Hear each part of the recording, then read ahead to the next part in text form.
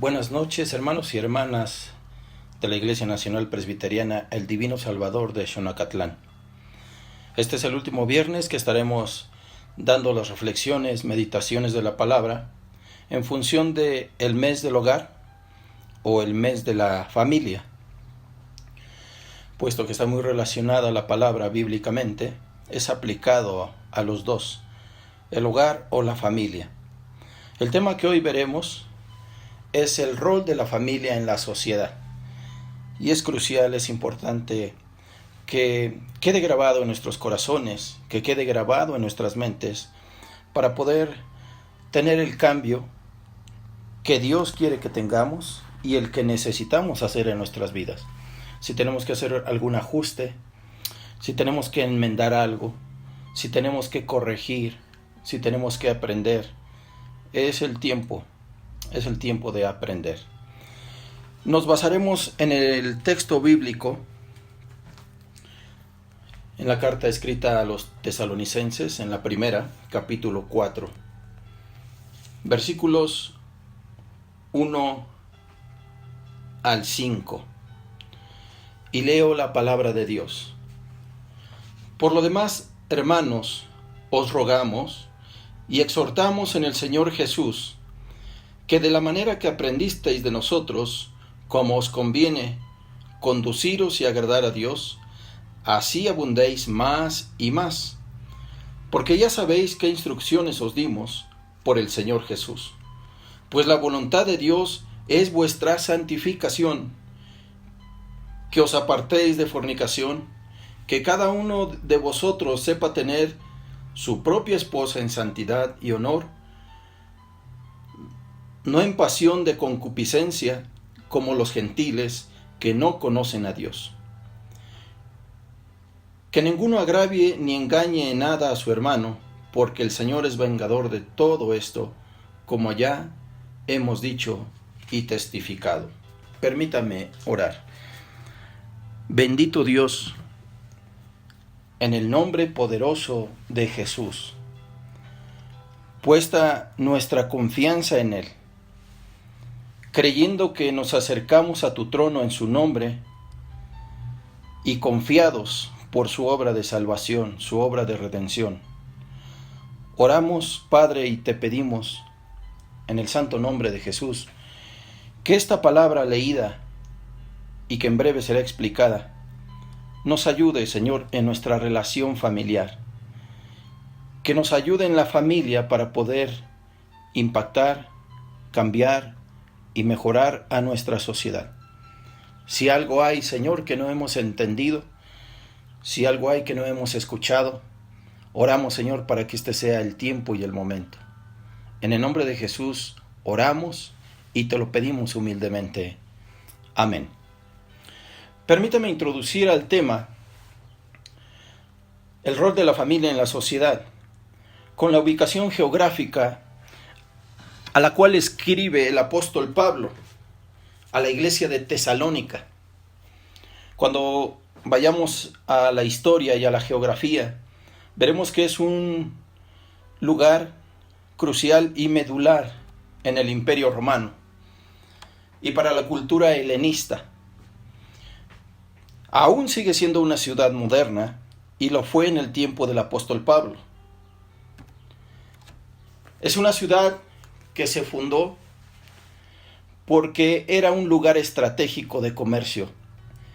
Precisamente en Tesalónica convergen dos rutas de comercio, dos caminos muy importantes, y el centro, el punto medular, es Tesalónica.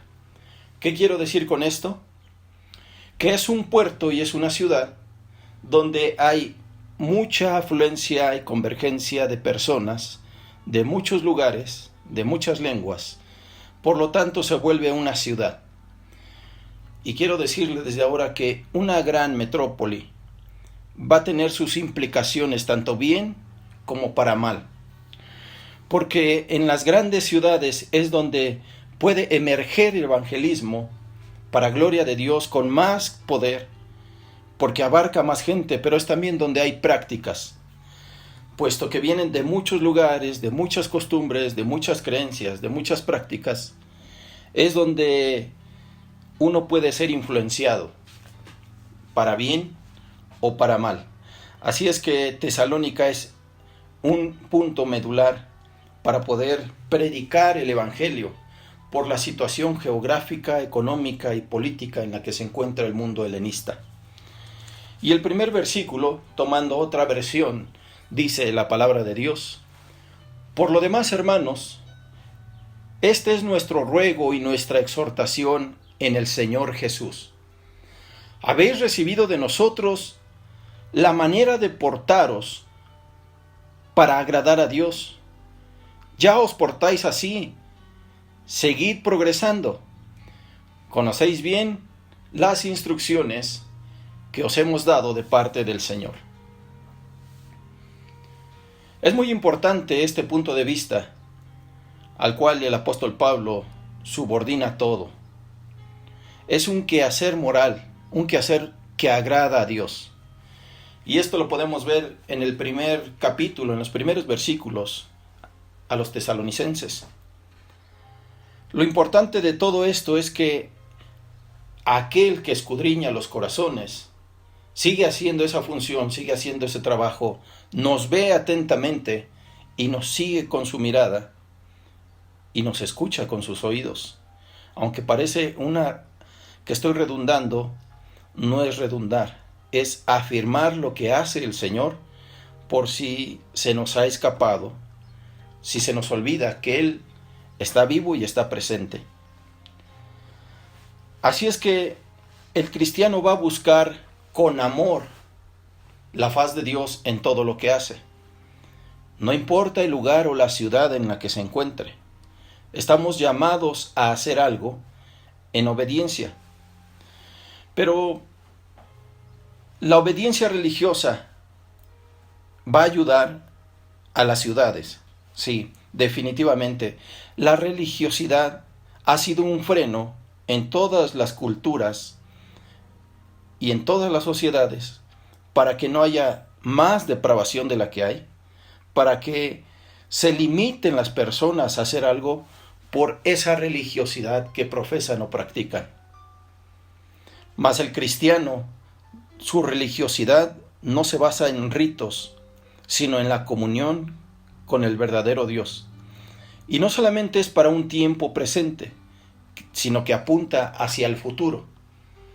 Porque en ese futuro hay un juez, justo y soberano, que hará juicio sobre todas las naciones y sobre todas y cada una de las personas de esta tierra.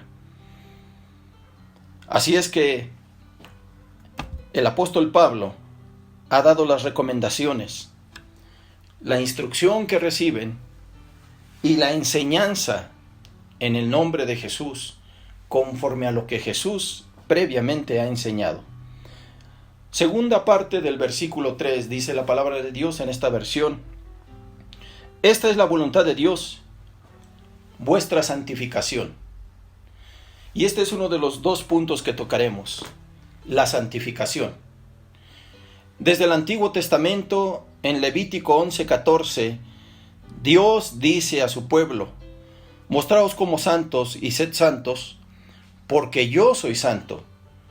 Yo, el Señor que os he sacado de Egipto para ser vuestro Dios, tenéis que ser santos, porque yo soy santo. De manera muy resumida, ¿qué es la santidad? ¿Cómo podemos aplicar a nuestra vida la santidad? Déjeme decirle en pocas palabras. Santidad es ser apartado. Apartado de y apartado para. Apartado del pecado, pero apartado para Dios. Esa es la santidad que Dios demanda de nosotros. Porque Dios, en su santidad, no tiene contacto con el pecado, ni lo soporta, ni lo origina, ni lo propicia. Así es que somos apartados del pecado, pero somos apartados para Dios al mismo tiempo. Esa es la santidad que Dios demanda y Dios pide del creyente. Ahora, en el Nuevo Testamento, la nueva alianza de la santificación ya no consiste en sacrificios, no consiste en ofrendas, no consiste en rituales de una cultura judía o de gentiles. Ninguna de esas cosas hacemos nosotros, mas lo que sí se pide en esta nueva alianza es una vida moral santa. Nuestra vida es moral, correctamente, y es santa, hermanos y hermanas. Esta vida en santidad procede de Dios, procede de Cristo. Es obra de Él, no es obra nuestra. Es obra del Espíritu Santo en cada uno de sus hijos, en cada uno de los creyentes. La santidad no es por nuestros buenos deseos. Es más bien porque tenemos la convicción de que el Espíritu Santo está obrando en nosotros. Y no solamente es algo como nuestra conciencia, sino que es Dios hablándonos en todo tiempo. Nos habla a través de la palabra escrita, nos habla a través de la palabra predicada, nos habla a través de la oración, nos habla a través de la comunión de los santos. Que por cierto, en este tiempo de COVID hace tiempo que no nos vemos. Pero de manera virtual hemos tenido algunas reuniones, espero que usted también. Y aún ahí el Espíritu Santo nos habla para tener un comportamiento, una actitud moral y santa al mismo tiempo. La última parte del versículo 3 y el 4 dice la palabra de Dios: que os apartéis de la fornicación, que cada cual aprenda a poseer su mujer con santidad y respeto, y no por el ardor de la pasión como los gentiles, que no conocen a Dios. Entonces el apóstol Pablo comienza una serie de advertencias. Escribe a antiguos paganos que han abandonado la idolatría, esos ídolos, para servir al Dios único y verdadero. Pero lamentablemente después de hacerse cristianos, vuelven a las antiguas prácticas. ¿Será que nosotros, algunos, hemos venido de la antigua tradición o de otra práctica religiosa? Hemos dicho, sí Jesús, sí creo en ti, pero nuestras prácticas siguen siendo las antiguas y no las que dicta el Señor a través de su palabra. Eso es lo que está diciendo el apóstol Pablo. Por esa razón es necesario amonestarles, incluso después del bautismo. Aún muchos siendo bautizados y tomando la comunión seguimos con prácticas que no agradan a Dios y que no edifican el cuerpo de Cristo. Esto para permanecer firmes, para que no caigamos en vicios, porque una característica que había en la antigüedad, una práctica muy común, era el desenfreno sexual y la codicia. Eso estaba de moda en el tiempo de Pablo, pero déjeme decirle que sigue de moda en nuestro tiempo.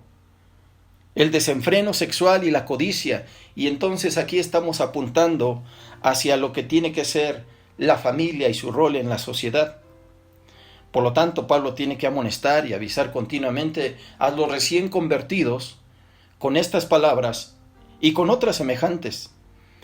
Fornicación, cualquier clase de impureza o codicia, ni siquiera se nombre entre vosotros como corresponde a santos, sino más bien acción de gracias, porque tened esto bien entendido: ningún fornicario, impuro o avaro que es idólatra tiene herencia en el reino de Cristo y de Dios. El mencionar la metrópoli, las grandes ciudades, implica que estas prácticas son muy comunes y muy cotidianas. Yo no sé si ve ahora los programas por internet o incluso televisión abierta, las series que hay. Esto ya es más común y más normal. Esas escenas de pasión, escenas donde se alude al sexo físico, donde el ser gay u homosexual es algo normal y natural. A eso nos está llamando el apóstol Pablo. Eso nos ordena Dios en su palabra. No ser fornicarios, ni impuros, ni codiciosos. Con este contexto y prioridad en mente, entonces entremos a lo que es el rol de la familia en la sociedad. Elvira Zukovsky nos dice que en estos tiempos, cuando muchas familias están en crisis o se ven amenazadas con su desintegración, los cristianos deben descubrir la responsabilidad que Dios nos asignó a este grupo humano para ser feliz en cuanto al funcionamiento. Fundamentalmente, la misión de la familia se encuentra en Deuteronomio 6, versículos 6 y 7.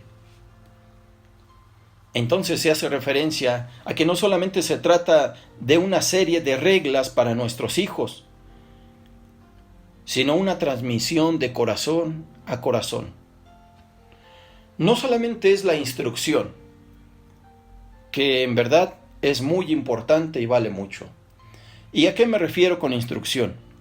Usted puede comprar un aparato electrodoméstico, electrónico, y va a traer un instructivo. Y le va a dar las instrucciones cómo operarlo. Esa es la instrucción. Pero el discipulado tiene que ver en enseñarle, demostrarle cómo se hace.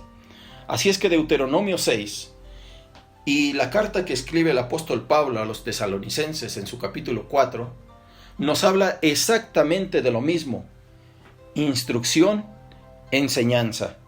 Instrucción implica discipulado.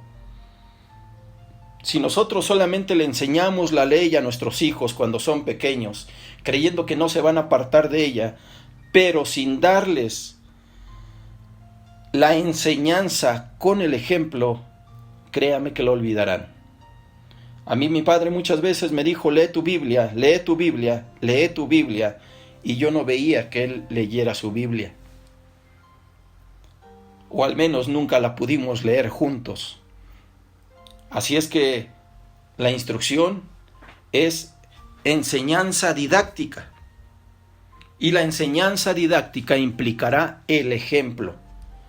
Y eso es lo que tiene que hacer la familia cristiana. Y ese es su rol dentro de la sociedad. Porque no es adaptarnos a este mundo, no es adaptarnos a este molde.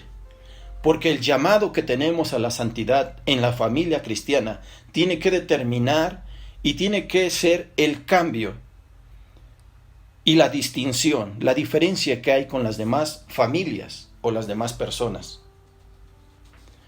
No es un asunto de gustos, no es un tema de simpatía. Es algo que el Señor demanda del pueblo, santidad, que marca la diferencia en todas las generaciones, en todas las eras, en referente a aquel que es hijo o hija de Dios. Y esto va a implicar entonces que la familia tiene una misión que cumplir. La palabra misión como tal no aparece en la Biblia, pero la idea sí se encuentra. Dios mismo es el autor de la misión. Dios el Padre envía a su Hijo Jesucristo a este mundo. Cristo es el enviado y a su vez Él envía a sus discípulos. La misión de la iglesia no es otra que llevar a cabo la misión de Dios, y es predicar el Evangelio. Así es que la familia, la santidad y la misión son propósitos de Dios que están dentro de su plan para llegar al fin de la historia. La misión es la tarea total que Dios ha mandado a la iglesia para que realice en el mundo. En su trabajo misionero, ella sale de sí misma para cruzar toda clase de fronteras. Fronteras geográficas, fronteras sociales, fronteras políticas, fronteras étnicas, fronteras culturales, fronteras religiosas e ideológicas. Y enfatizo religiosas e ideológicas. En todas esas áreas la iglesia en misión lleva el mensaje de la salvación de Dios en Cristo Jesús. Por lo tanto, hermanos y hermanas, la iglesia está compuesta por familias. Y las familias son la iglesia. Y las familias tienen el encargo y la encomienda de predicar el Evangelio de salvación. En resumen, misión significa estar involucrado en la redención del universo y en la glorificación de Dios. La misión nacida en el corazón de Dios cobra vigencia y urgencia en un ambiente de íntima adoración y comunión con Él. La misión del Espíritu es dar poder y dirección para que la iglesia sea agente activo del reino de Dios, y esto incluye a la iglesia en miniatura. La iglesia en miniatura es su familia. Cada familia es una pequeña iglesia, por eso ahora los domingos, cuando nos reunimos virtualmente, la iglesia se sigue reuniendo, porque les une un mismo espíritu, pero además hay comunión entre los miembros de la familia que forman una pequeña iglesia. No hemos dejado de congregarnos, eso espero. Y cuando nos congregamos es en el nombre de Jesús, donde 2 o 3 se reúnen en su nombre, Él está ahí en medio. Por lo tanto, hacemos iglesia. 2 o 3 somos iglesia delante de los ojos de Dios. Misión entonces es reflejar el amor de Dios con hechos concretos en un mundo de dolor, violencia y muerte.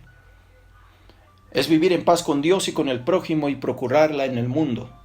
Es actuar con equidad en este mundo y luchar por la justicia. Déjeme decirle que la historia de la familia empieza con Abraham. Abraham y su familia no salieron de Ur de los caldeos en busca de agua, de pasto, de rebaños o de una gran ciudad, sino que salen en obediencia. Es llamado y Abraham sale con su familia. ¿Quién es su familia? Sino su esposa y su sobrino Lot.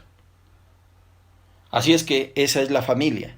Y ahí empezamos a tener una historia y el origen de la familia en este sentido que cumple el propósito de Dios.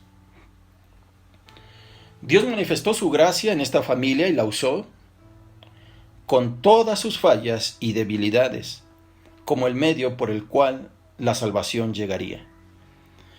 Al igual nosotros, nuestras familias, con todas nuestras fallas, debilidades o aciertos, somos usados por el Señor. No piense que su familia es pequeña. No piense que usted no está considerado o considerada en los planes de Dios para extender el reino. Su gracia puede verse en su dirección, dada a los patriarcas, en su provisión para ellos y la forma en que les proveyó, y en su paciencia con ellos, y en la forma en que les perdonó. Su gracia puede verse en la crisis y los acontecimientos de cada día, como en los días que estamos viviendo. Puede verse, y no menos, en los matrimonios, porque es por medio del matrimonio y de la familia que la salvación llegará al fin. En la persona del Salvador, que es su descendiente. En el libro de los Hechos se nos habla de la comunidad casera. La palabra en griego es oikonomía. Es de ahí donde salen algunas otras palabras. No vamos a dar clase de griego, solamente es hacer referencia. Esa es la base de la sociedad griega, la oikonomía. Y la oikos, o casa del griego, era la unidad básica de la sociedad. Oikos se puede traducir como casa o familia, y era adecuada para la extensión del evangelio. Por eso escuchamos la palabra oikonomía. Administradores del hogar, administradores de la casa, administradores de la familia. El primer golpe contra las barreras paganas raciales y sociales fue asestado en la mesa del Señor, donde se sentaban juntos señor y esclavo, hombres y mujeres, judíos y gentiles. El estilo de vida de este microcosmos de iglesia, la familia, es diferente, sino lo opuesto al mundo que le rodea. Déjeme decirle que el rol que tiene la familia cristiana en la sociedad va a ser determinante. Pero quiero enfatizar y mencionar algo también. No hace falta una familia desintegrada para poner en riesgo a una nación. Solo es necesario faltar a la responsabilidad dentro de la familia si cada miembro, o al menos uno de ellos, no cumple su función. Claro, esto va a empezar con los padres, ya que son o somos los que enseñamos a los hijos. Y lo que nosotros enseñamos a nuestros hijos, ¿sabe que eso es lo que ellos darán después a la sociedad? Aun cuando nos decimos cristianos, ¿qué es lo que estamos enseñando? Nuestras palabras dicen una cosa y nuestros hechos dicen otra. Por eso dice el texto, instruye al niño en el camino.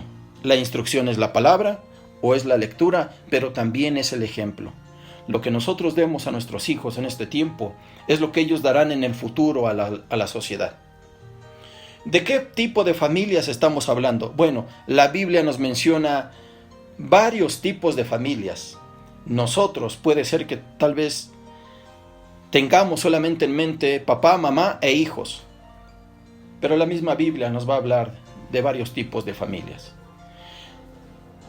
¿Qué es una familia disfuncional? Una familia disfuncional es toda aquella familia que no es capaz de proveer lo necesario para que los hijos crezcan sanos, tanto física como emocional o espiritualmente, sanos y felices.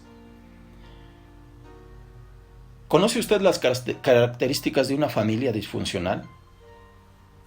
Disfuncional significa que hay algo que no está funcionando de la manera que debería de funcionar.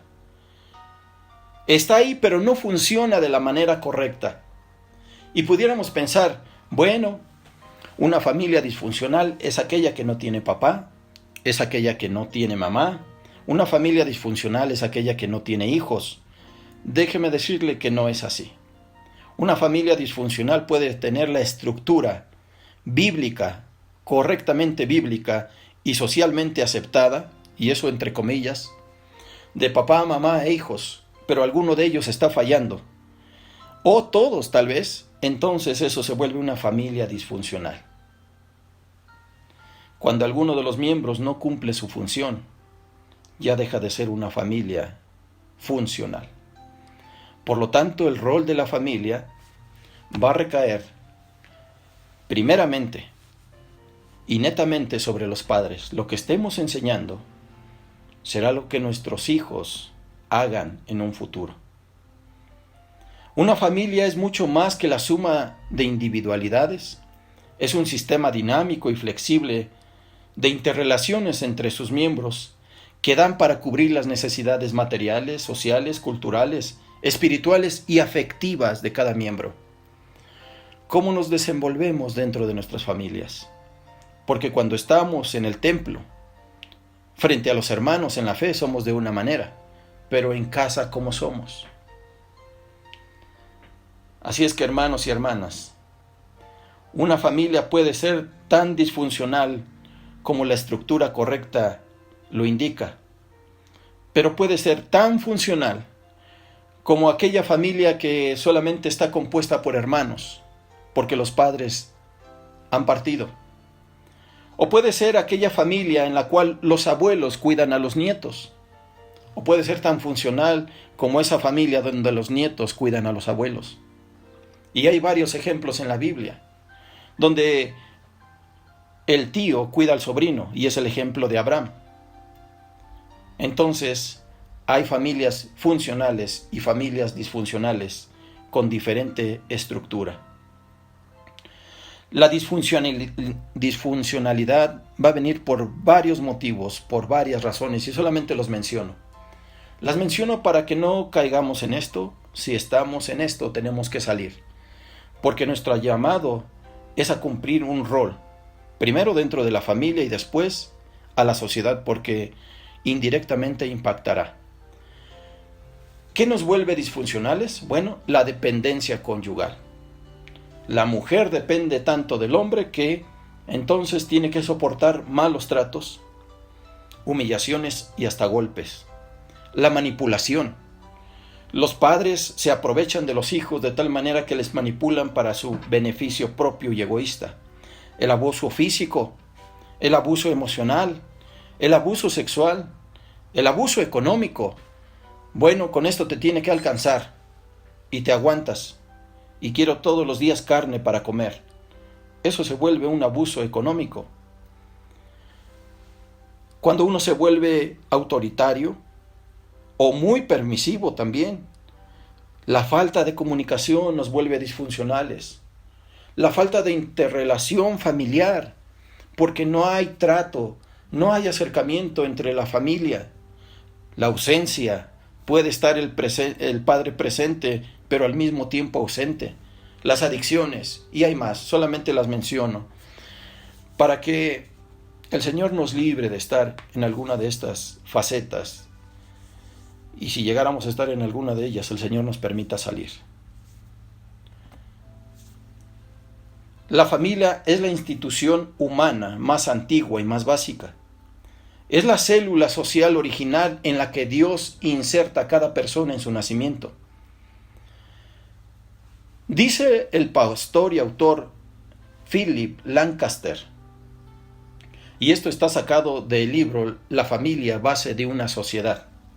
Dice la cita: es para bien o para mal el lugar donde las personas son moldeadas, su intelecto, sus valores, su carácter y sus aspiraciones. Todo lo que la persona llega a ser después de los factores que la forjaron en su juventud. Y el hogar es el primer conformador de seres humanos. Fin de la cita.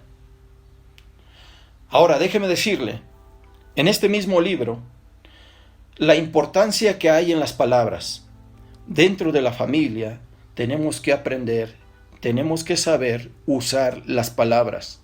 Porque estas palabras, recuerde que lo que nosotros enseñamos a los hijos, ellos darán a la sociedad.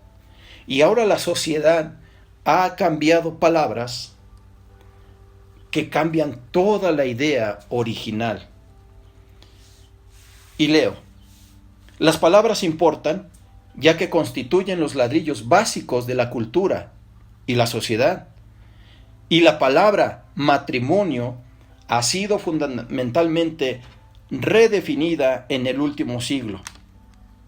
El diccionario Encarta de la lengua inglesa, posiblemente el diccionario más consultado en el mundo actual en la lengua inglesa, define el matrimonio de la siguiente manera, y ponga atención, usted va a poder volver a escuchar este audio, pero mire cómo define este diccionario la palabra matrimonio: una relación legalmente reconocida entre dos personas que pretendan vivir juntas como socios sexuales y domésticos. Pero ahora se compara con la definición que da el Noah Webster de 1828, Diccionario Americano de la Lengua Inglesa.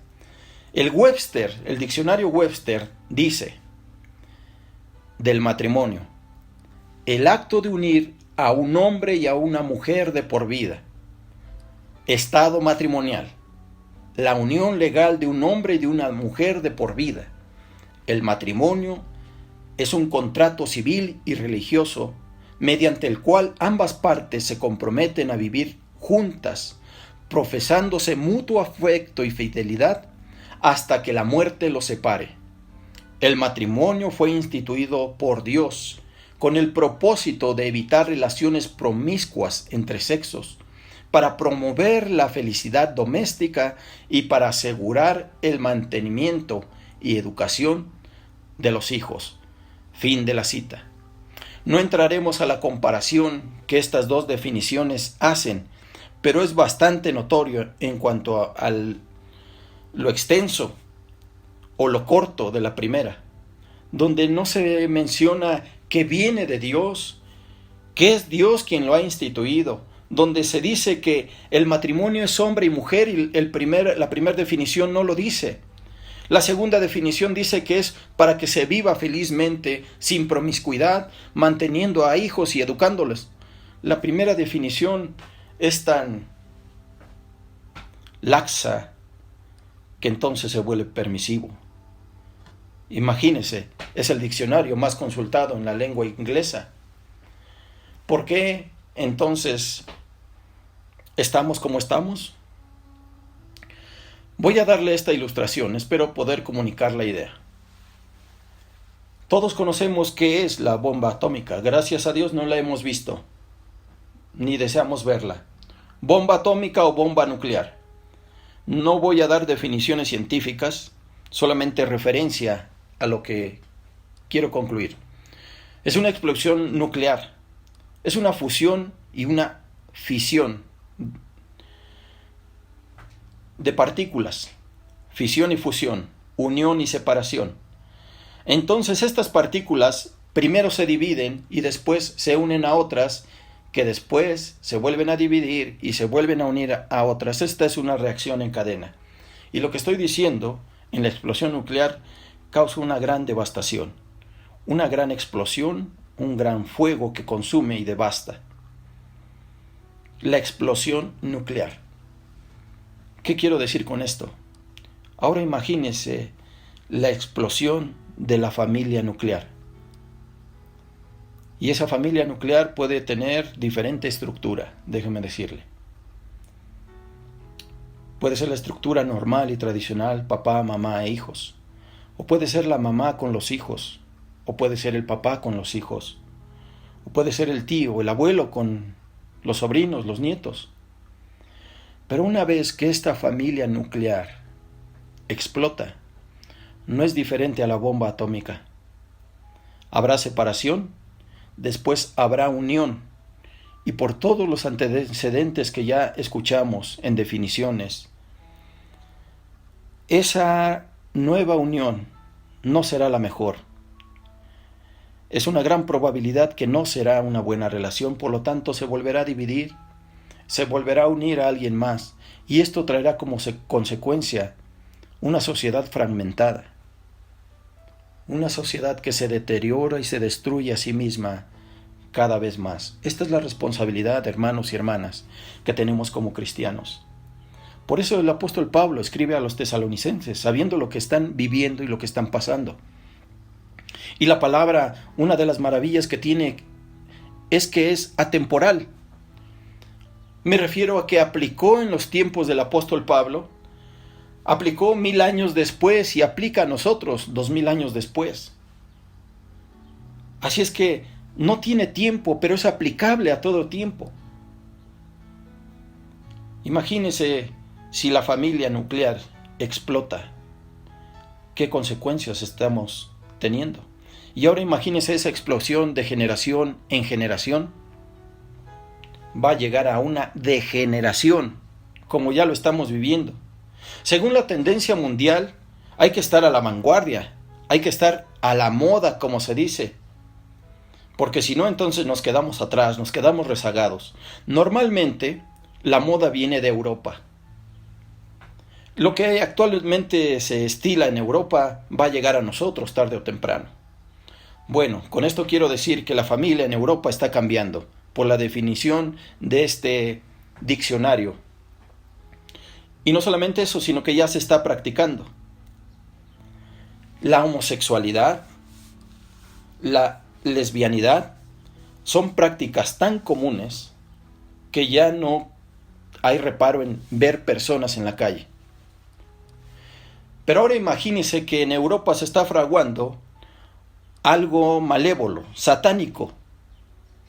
Las personas que practican esto están ante los tribunales diciendo que la pedofilia no entre dentro de la legislación como un problema mental.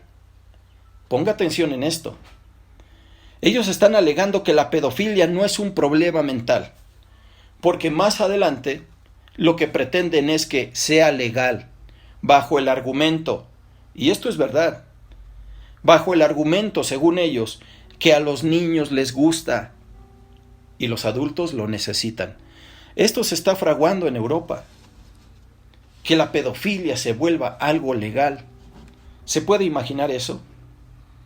No solamente estamos hablando de homosexualidad en sus diferentes tipos, estamos hablando de que aún los niños van a pagar estas consecuencias, de familias, no solamente disfuncionales, familias que no tuvieron el conocimiento, o cuando tuvieron el conocimiento no tuvieron el temor de Dios. Este es el rol de la familia en la sociedad. Nuestra familia, hermanos y hermanas, tiene que empezar con una funcionalidad bíblica para que entonces la sociedad pueda recibir lo que nosotros aprendemos de la palabra, lo que nosotros instruimos a los hijos, pero lo que nosotros practicamos como familia. Los padres son entonces más que instructores, son maestros, son modelo y ejemplo, formando hombres y mujeres con sus mismos prejuicios, traumas, o van a formar su carácter. Más que meras instrucciones, hay que formar su moralidad, su espiritualidad, su intimidad con Dios a través de Cristo, con una relación personal con aquel que resucitó y que seguro vendrá por segunda vez. Esto es algo que nos tiene incluso a algunos cristianos despreocupados. Yo no sé si usted en verdad cree que Jesús viene por segunda vez y nadie sabe cuándo. Pero si nosotros estamos conscientes de que viene, entonces tendríamos que estar instruyendo y enseñando a nuestros hijos en este temor reverente a Dios, porque viene a hacer juicio. Viene a cumplirlo, ya no viene a abogar por nosotros. ¿Quién está enseñándole a nuestros hijos? ¿Quién está educando a nuestros hijos? ¿Quién les enseña sobre el carácter? ¿Quién les instruye sobre la cortesía, sobre la gentileza, sobre la humildad, sobre la obediencia, sobre la gratitud? ¿Quién les enseña sobre el autocontrol? Si yo, papá, cualquier cosa empiezo a levantar la voz, empiezo a vociferar, empiezo a agredir, empiezo a insultar, ¿quién les va a enseñar a nuestros hijos de la paciencia? ¿Quién les va a enseñar de la integridad? Nadie. Y están estas dos posibilidades, nadie o todos. Nadie o todos, menos los padres, los responsables. Y usted, si es padre soltero, si es madre soltera, tiene la misma responsabilidad, porque su familia es amada por Dios y los ojos de Dios están puestos en su familia. No hay limitantes, porque cualquier carencia que tengamos, Cristo es suficiente y Él suple cualquier carencia. ¿Quién va a instruir y educar a nuestros hijos? Tal vez los amigos, los medios de comunicación, ahora las redes sociales, tal vez las series de televisión, el internet. Todos los pueden instruir, pero si no lo hacemos nosotros, a través de la palabra y el temor de Dios, lo único que estaremos generando, hermanos y hermanas, es una devastación a nuestra sociedad, la cual ya está en decadencia. Los padres son los indicados y son los llamados por Dios, son a quienes se les ha dado el privilegio, no solo para instruir, sino para discipular. Enfatizo, instruir y discipular. El discipulado tiene que ver con caminar junto a esa persona, como lo hizo Jesús 3 años y medio, con esos hombres que estuvieron con él. Diferentes oficios, pero vivían en intimidad, conociendo sus secretos, conociendo cómo Jesús se levantaba de madrugada, conociendo cómo Jesús oraba al Padre en todo tiempo, conociendo a Jesús cómo tenía poder de lo alto, conociendo a Jesús ahí en el Getsemaní, orando. Así tenemos que conocernos dentro de la familia. No solamente instruir con palabra o letra, sino con el ejemplo y con el brazo del padre o de la madre puesto en el hombro de los hijos o de las hijas. Aunque llegará el momento en que ellos ya no quieran ser abrazados, usted tiene que insistir en abrazarles, en besarles. Y es ahí donde la familia empieza a ser funcional. Dice el apóstol Pablo, versículo 1 y 2 de la primera carta a los tesalonicenses. Por lo demás, hermanos, os rogamos y exhortamos en el Señor Jesús, que de la manera que aprendiste de nosotros, ¿cómo aprendieron de ellos, del apóstol y sus amigos? en la práctica, caminando con ellos. Como os conviene conduciros y agradar a Dios, así abundéis más y más. Y no solamente lo que vieron, sino que aún hagan más. Porque ya sabéis qué instrucciones os dimos. Dieron instrucciones, el apóstol dio instrucciones, y no solamente instrucciones, enseñó con las acciones, al igual que el Maestro, al igual que Jesús. Si usted puede ver algunas imágenes, no solamente de nuestro México antiguo, tal vez a nivel mundial, donde el matrimonio se toma ese retrato para la historia y de recuerdo, usted podrá percibir algo característico. El hombre aparece en su silla. Ella aparece de pie, un poco atrás del hombre, porque el importante es él. Ese era el matrimonio y ha sido el matrimonio tradicional por muchos años, por mucho tiempo. Yo recuerdo que en mi pueblo pasaban personas humildes con su burro hacia la parte alta del monte. Y él iba sobre el burro. La mujer iba caminando. Todo el tiempo vi eso. Ahora entiendo que no hay una consideración hacia la mujer o no hay una funcionalidad en las familias. Si usted puede, investigue o consulte en internet este tipo de imágenes. ¿Qué es el matrimonio posmoderno? Bueno, el matrimonio posmoderno tiene que ver con la relatividad. Las cosas se vuelven relativas. Y esto significa que lo que es malo para ti, no necesariamente es malo para mí, así es que yo lo puedo hacer. Se ve el egoísmo.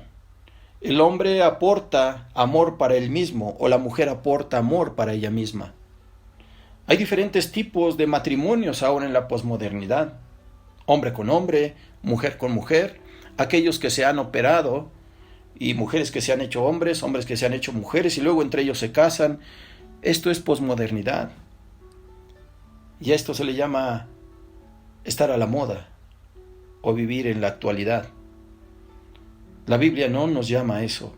Y es ahí donde entonces la familia va a cumplir un rol dentro de la sociedad, donde nosotros ni caemos en estas prácticas, como dice el apóstol, ni mucho menos las fomentaremos o las respaldaremos.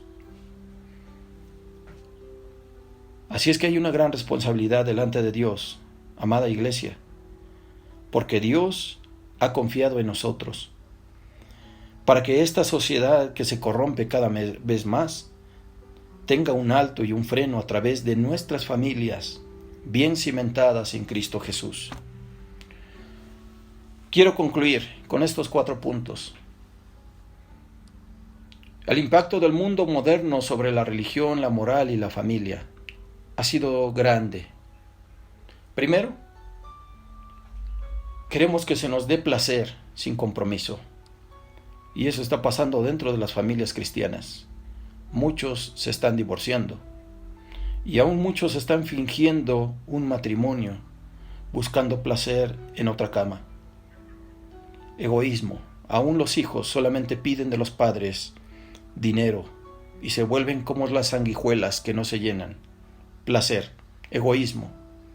Solamente quiero que se me dé, pero no quiero ningún compromiso. Segundo, ya no se comparte el evangelio, todo es relativo. Mira, si estás bien, no te preocupes. Solamente haz una oración y ya. Nosotros somos llamados a creer en Dios. ¿Enfrentaremos pruebas, tristeza y dolor? Claro que sí. Eso es inevitable. Vivimos en este mundo. Pero aún en esa situación nosotros tenemos que predicar de Jesucristo. Tenemos que predicar el evangelio. Y donde, si yo estoy bien a través del evangelio, aún estando mal, no es una contradicción. Estoy bien en Cristo, aún estando mal, porque mi eternidad está asegurada. Entonces, tenemos que compartir esto. Decirle al hombre, mujer, niño, niña, joven, adolescente, si estás teniendo ese tipo de prácticas y crees sentirte bien, en verdad terminarás muy mal. Tercero, la moral se hizo relativa también, porque no hay santidad. Recuerde que santidad es apartado de y apartado para. Apartado del pecado pero apartado para Dios, no para el mundo, no para el placer, no para las tendencias, no para las modas, no para hacer lo que se está haciendo en la actualidad, porque llegaremos tal vez al punto, si Europa tiene esta práctica de pedofilia legal, no quiero ni siquiera imaginarme esto, porque sería el desastre. Aun cuando Dios ha prometido que no destruiría otra vez a la humanidad, consecuencias habrá y habrá muy graves consecuencias. Cuarto, se pierde la fe. No se tiene esperanza en el futuro. Por eso el salmista escribe, cuando se encuentra atribulado, se encuentra en graves problemas y escribe, vuélveme el gozo de tu salvación. Vuélveme el gozo de tu salvación. Muchos cristianos pasamos por pruebas y a veces la fe se tambalea. Por algún mal ejemplo que vimos, por algo que nos hicieron, por una respuesta que Dios no me ha dado y yo quería, por diferentes circunstancias y situaciones, se deja de predicar el Evangelio, porque el futuro parece desolador. Pero las palabras del salmista aún atraviesan la historia y las edades. Vuélveme el gozo de tu salvación. ¿Qué significa esto? Que usted y yo, que en verdad creemos en Cristo Jesús, puede venir catástrofe, terremotos, pandemias, guerras, hambres, epidemias e incluso la muerte. Pero el futuro está asegurado. No debemos de tener duda. Si hoy usted muere, o si hoy muero yo, o si hoy mueren mis hijos, el futuro es seguro, hermanos. El futuro es seguro, hermanas. No hay duda de lo que pasará en la eternidad, porque Cristo ya hizo la obra, tanto en la cruz como en la tumba, y ahora preparando esa morada en el cielo. Porque donde yo estoy, quiero que ustedes estén, dice Jesús, y esa es la promesa a la cual alude el salmista. Vuélveme el gozo de tu salvación. Hemos sido salvados para la eternidad. Que sufriremos en esta vida es verdad. Pero si nuestras familias no son cimentadas y conformadas en la roca que es Jesucristo, mucho padeceremos en esta vida, y muchos morirán sin la esperanza y sin un futuro asegurado en Cristo. Así es que el rol de nuestras familias en esta sociedad no solamente será para esta generación, sino para las venideras. Deseo que usted piense en sus nietos, y tal vez ya los tiene, e incluso tal vez ya tenga bisnietos. Pero piense más allá, seamos familias generacionales. Seamos familias como lo fue Abraham, pensando en las generaciones. Seamos familias como Dios quiere y como Dios piensa que seamos, pensando en un futuro. Tal vez usted no viva tantos problemas hoy, pero sus hijos y sus nietos verán terribles cosas, verán aberraciones, verán inmoralidad en su máxima expresión, la cual ya empieza a emerger en este mundo que padece, no solamente por el COVID, sino por el pecado. El COVID ha venido a mostrarnos muchas cosas. Espero y esperamos que muchas cosas buenas salgan de todo esto malo, porque así es nuestro Dios. De las cosas malas siempre traerá cosas buenas y buenas enseñanzas. Tal vez pueda ser tragado por un pez, pero después predicará la palabra. Tal vez se encuentre en la cueva de Adulam atemorizado, aterrorizado, o con tentaciones por influencia de alguien más, pero después de que salga de esa cueva, usted será más grande.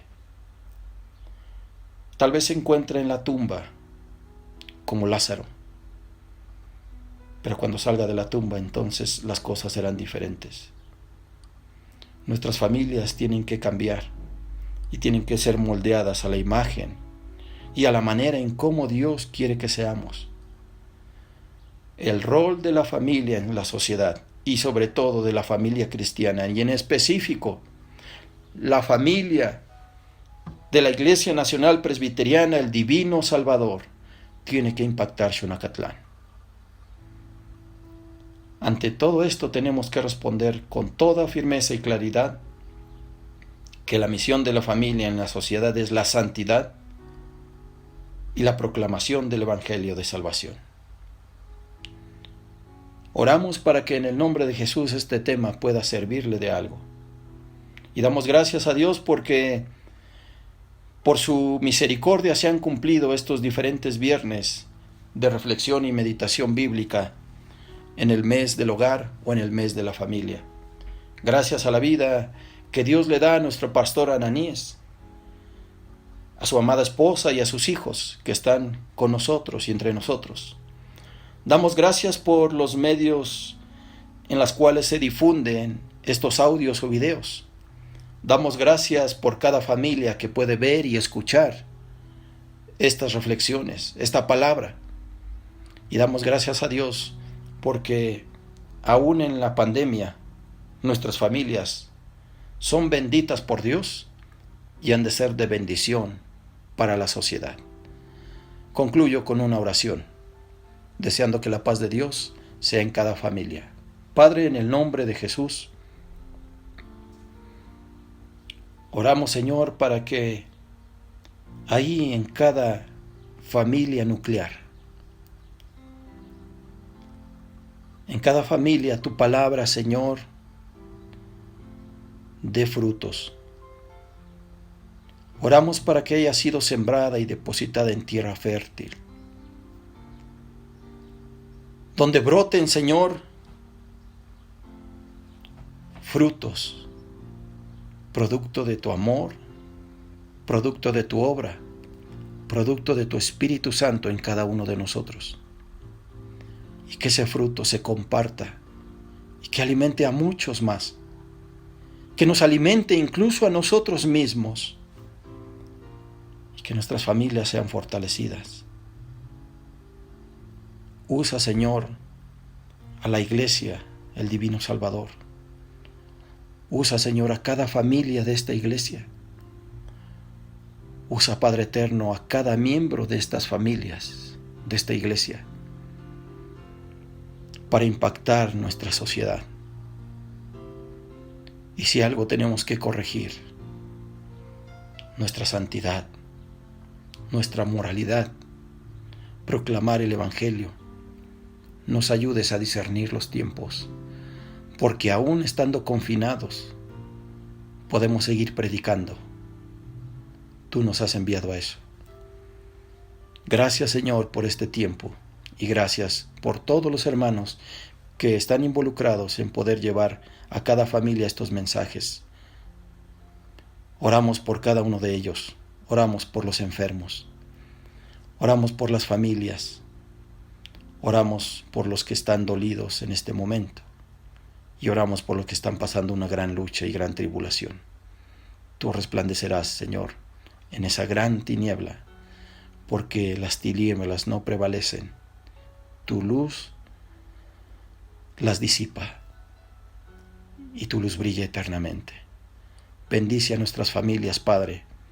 Danos paz en todo tiempo, en cualquier circunstancia. En el nombre poderoso de Cristo Jesús. Amén. El Señor les bendiga y el Señor les guarde y les dé paz.